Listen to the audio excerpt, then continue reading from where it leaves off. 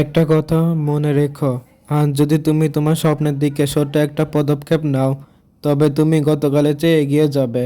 ভুল করলে সমস্যা নেই, ভুল থেকেই শেখা যায়। কিন্তু যদি থেমে যাও তবে কিছুই হবে না। তাই থেমো না, চলতে থাকো, সাফল্য একদিন দরজায় করা নাড়বেই। হেই গাইজ, আসসালামু আলাইকুম। সবার কি অবস্থা? আশা করতেছি সবাই ভালো আছেন। তো আজকে হচ্ছে আম্মু খিচুড়ি রান্না করবে, ভুনা খিচুড়ি। আর আজকে হচ্ছে আমি স্কুলে যাই নাই, কারণ বৃষ্টি হচ্ছে না সকালে প্রচণ্ড পরিমাণে। বৃষ্টি দেখে হচ্ছে আমার ভুনা খিচুড়ি রান্না করতে এসেছে। তো প্রথমে হচ্ছে মাংস রান্না করে নিচ্ছে, এখন হচ্ছে চাল ডাল হচ্ছে ধুয়ে নেবে। চাল ডাল ধুয়ে হচ্ছে এখন মাখিয়ে বসিয়ে দেবে পরিমাণ মতো পানি দিয়ে।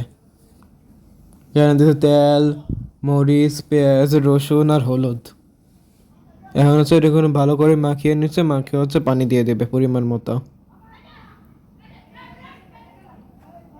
তো রাইস কুকারে বসিয়ে দিয়েছে খিচুড়ি।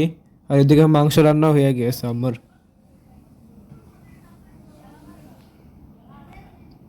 এখন হচ্ছে এই মাংসগুলো খিচুড়ি পানি বেশি নয়, অল্প একটু থাকার সময় মাংসগুলো দিয়ে দিয়েছে।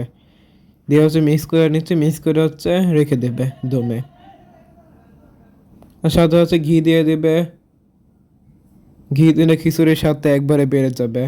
আর ঘি না দিলেও আচ্ছা চলবে, কোনো সমস্যা নেই। তো রাইস কুকারের সুইচটা উপরে দুটো উঠে গিয়েছে, তখনই হচ্ছে ঘি দিচ্ছে। ঘি দিয়ে হচ্ছে নেড়ে চেড়ে হচ্ছে রেখে দেবে 10-15 মিনিট, দিয়ে হচ্ছে সুইচ বন্ধ করে দেবে। তো খিচুড়ি রান্না হয়ে যাবে। গোসল টোসল করে নিচ্ছে, এখন হচ্ছে খিচুড়ি খেতে বসে গেলাম। এই খিচুড়িটা অনেক মজা হয়েছে।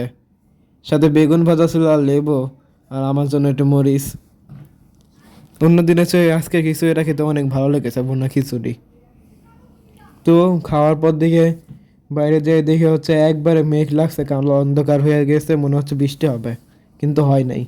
আর সন্ধ্যার সময় হচ্ছে একটু গুড়ি গুড়ি বৃষ্টি হচ্ছিল। এখানে নাস্তা বানাচ্ছে হচ্ছে আলুর রেসিপিতে কি যেন আলুর রোল বানাচ্ছে, আর সাথে হচ্ছে নিমকি।